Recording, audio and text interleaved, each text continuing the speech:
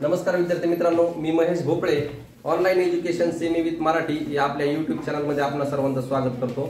आज आपण इयत्ता 5वी नवोदयचा अपूर्णांकाची बेरीज याच्यातील बी टाइप पाहणार आहोत। मागच्या व्हिडिओ मध्ये आपण ए टाइप पाहिला होता, आता आपण बी टाइप पाहणार आहोत। तर विद्यार्थी मित्रांनो, हे जे ए टाइप बी टाइप आहेत ना, हे तुम्हाला पुस्तकामध्ये वगैरे कुठे दिसणार नाही। आपण विद्यार्थ्यांच्या सोयीसाठी हे टाइप केलेले आहेत आणि विद्यार्थ्यांना पटकन ते लक्षात यावं आणि त्यांचं उत्तर बरोबर यावं या उद्देशाने आपण हे टाइप केलेले आहेत। आज आपण पाहणार आहोत अपूर्णांकाचा बी टाइप। आता बी टाइप काय आहे नीट पाहायचे सगळ्यांनी। 3 + 5 आणि 3/5 + 4/10 याची बेरीज कशी करायची हे आपण आज पाहणार आहोत।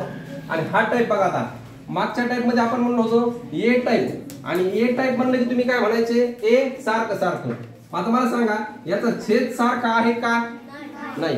बरं, मग हे छेद सारखं नाही तर एका छोट्या छेदाने मोठ्या छेदाला भाग जातोय का बघायचे। मग 5 ने 10 ला भाग जातो का पूर्ण? कसोट्या शिकलो आपण, 10 च्या युनिट प्लेसला 0 आहे, मग या संख्येला 5 ने भाग जातोय। 5 दुने 10 बरोबर। आता आपल्याला काय करायचंय, एक गोष्ट लक्षात ठेवा, अपूर्णांकाची जेव्हा बेरीज करायची असते तेव्हा त्यांचे छेद समान असल्याशिवाय त्यांची बेरीज होत नाही। अपूर्णांकाचे छेद समान असल्याशिवाय त्यांची बेरीज होत नाही। मग आता इथं ह्या छोट्या छेदाने मोठ्या छेदाला भाग जातोय, तर त्याचं उत्तर किती आलंय? 2।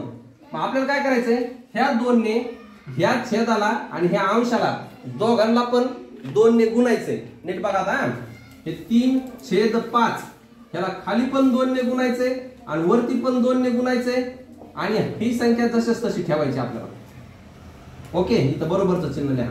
आणि थोडे दिवस जोपर्यंत तुम्हाला हे गणित चांगले जमत नाही तोपर्यंत ह्या गणितांचे उत्तर एका खाली एकच लिहा।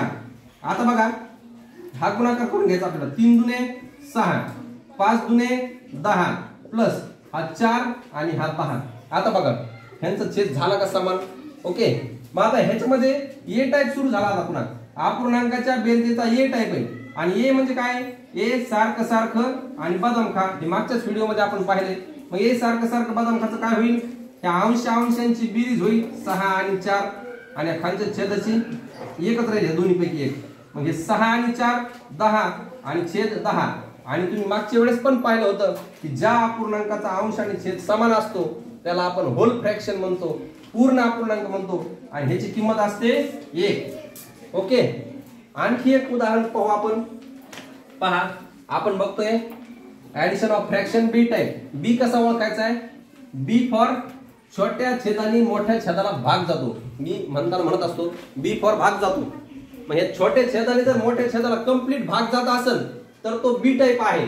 मग आता इथं आणखी एक उदाहरण पाहू आपण। समजा 4/5 घेऊ आपण आणि 3/20 घेऊ। पहा आता, मग फ्रॅक्शनचे ऍडिशन करताना टाइप पाहिजे तुम्हाला। हा ए टाइप आहे का? ए सारखं सारखं आहे का इथं? नाही। मग हा ए टाइप नाही। मग ए टाइप नसेल तर बी आहे का चेक करू। बी टाइप काय आहे? बी फॉर भाग जातो, छोट्या छेदाने मोठ्या छेदाला भाग जातो का? तर हो, 5 ने 20 ला भाग जातो। बघा तुम्ही किती येतं उत्तर, 5/20 म्हणजे 4चा भाग जातोय। मग काय करायचं, हा 4 याला पण खाली गुणायचे आणि याला पण वरती गुणायचे। मग 4/5 या अपूर्णांकाला खाली पण 4 ने गुणायचे आणि वरती पण 4 ने गुणायचे। त्या प्लस ला प्लस, हे 3 ला 3 आणि हे 20 ला 20।